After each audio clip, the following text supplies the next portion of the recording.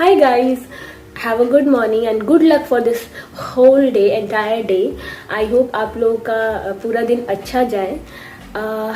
ये वीडियो बहुत ही इम्पॉर्टेंट है एज सारी वीडियोस मेरी इम्पॉर्टेंट होती है, कुछ इश्यूज पे होती है, मैनिफेस्टेशन पे होती हैं. तो यस, ये भी वीडियो बहुत ही ज़्यादा इम्पॉर्टेंट है. This is very important video.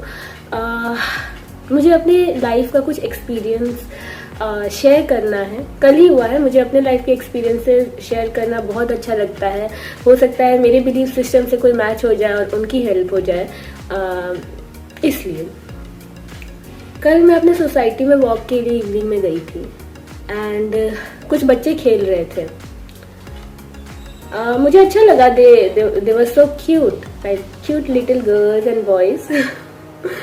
मैंने देखा वो तो खेल रहे थे but there was one girl जो अपने अलग से ही अपने दो लड़कियों के साथ खड़ी थी, दो फ्रेंड्स के साथ खड़ी थी. And I don't know, they were fighting about something. वो किसी चीज़ के लिए लड़ रहे थे. सो मैं उनके नज़दीक गई. मैंने देखा कि वो लड़की जो मिडिल में खड़ी थी वो बोल रही है, no I only want to play with this girl. मतलब कुछ नाम तो होगा ही, मतलब एग्जैक्ट डायलॉग उन्होंने बोला, I want to play with so took her name, I don't want to play with you. तुम्हारे साथ मुझे नहीं खेलना. And that particular girl was very sad. She just went like यहाँ से सीधा गई और वो वहाँ बैठ गई and she was very sad. Well, since मैं एजुकेटर हूँ अपने रियल लाइफ में, तो मुझसे ये नहीं देखा गया कि कुछ बैड हैबिट्स हैं. मेरे दिमाग में हमेशा यही आता है कि okay, this is a bad habit. मैंने उस लड़की को बुलाया, बच्ची को बुलाया.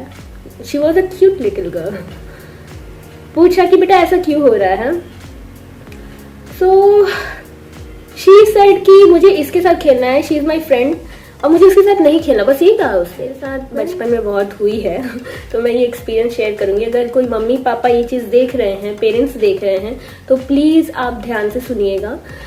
ये चीज़ आपके बच्चों के साथ भी हो सकती है. आपके बच्चे भी किसी के साथ कर सकते हैं और वो नहीं जानते इसका इम्पैक्ट लाइफ में लोगों के क्या पड़ता है. ओके, क्योंकि ऐसे बच्चे जो अकेले रह जाते हैं, वो लोग लोगों पे ट्रस्ट करना भी बंद कर देते हैं. वो अपने में रहना स्टार्ट कर देते हैं. डिप्रेशन में भी जा सकते हैं. उनको सोशल एंग्जाइटी हो जाती है. सो आप इस चीज़ को ध्यान से सुने. मैंने उस लड़की से इतना ही कहा कि अगर, क्योंकि उसने ये भी रीज़न मुझे दिया कि ये दोनों आपस में फाइट कर रहे थे एंड मुझे इस लड़की के साथ खेलना है, मुझे उस लड़की के साथ नहीं खेलना. मैंने बस उससे इतना ही कहा कि अगर दो लोग लड़ रहे हों तो किसी तीसरे को बीच में आने की कोई ज़रूरत नहीं है. इसलिए नहीं आने की ज़रूरत है जब आप दोनों के दोस्त हो. ऐसी बात नहीं है कि वो दोनों की दोस्त नहीं थी, but at that time her priority was the girl जो कि उसके साइड में खड़ी थी, जिसको उसने भेज दिया था. वो नहीं थी, जबकि दोनों ही उसके दोस्त हैं, दोनों ही उसके फ्रेंड्स हैं.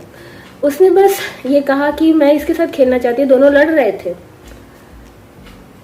यस, मैंने उसे इतना ही कहा कि अगर आप दोनों के दोस्त हो और दोनों आपके दोस्त लड़ रहे हैं तो आपको उसमें पढ़ना नहीं चाहिए. समझाने की भी कोशिश करनी चाहिए, और नहीं समझ रहे हैं तो आपको किसी और के साथ खेलना चाहिए. लेकिन कभी भी अपने दोनों दोस्तों में से किसी एक को अकेले नहीं छोड़ना चाहिए, क्योंकि ये इम्पैक्ट करता है. लोग आप पे ट्रस्ट करते हैं और उस ट्रस्ट को आप ब्रेक करते हो, या कोई आपके ट्रस्ट को ब्रेक करता है, तो ऑब्वियसली दैट हर्ट्स. आप कितना भी बोलो कि ये ऐसा नहीं होता, नहीं मुझे कुछ नहीं, ऐसा होता है. ओके, ये मेरे साथ भी बचपन में हुआ है. I used to sit alone, क्योंकि उस समय इतना मुझे ऐसा लगता है कि लोगों में अवेयरनेस नहीं थी कि ये सारी चीज़ें मेंटली अफेक्ट करती हैं.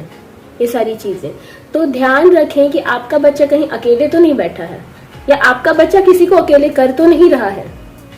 मैंने जैसे उस लड़की को समझाया कि अगर आपके दोनों दोस्त लड़ रहे हैं तो आपको बीच में कूदने की कोई जरूरत नहीं, उल्टा उन्हें समझाने की कोशिश करनी चाहिए. अगर दोनों नहीं समझ रहे हैं तो कुछ देर के लिए आप किसी और के साथ खेलें, ताकि उनको ये पता चले कि आप तभी खेलेंगे जब आप तीनों साथ में हो, क्योंकि आप तीनों का एक ग्रुप है, राइट.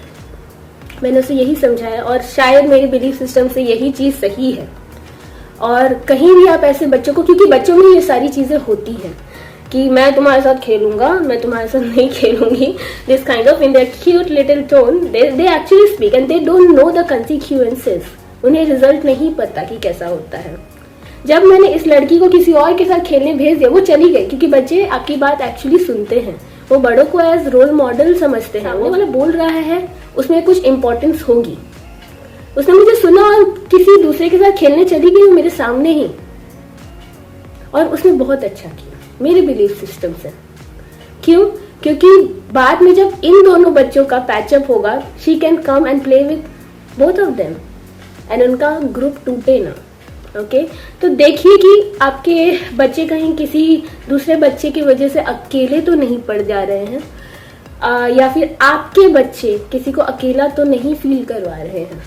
ये बहुत इम्पॉर्टेंट है। सोसाइटी में रहने के लिए हमें एक दूसरे की ज़रूरत होती है, और एक दूसरे से रिलेशन अच्छा बनाना आप बचपन से ही उनको सिखाएं। Thank you.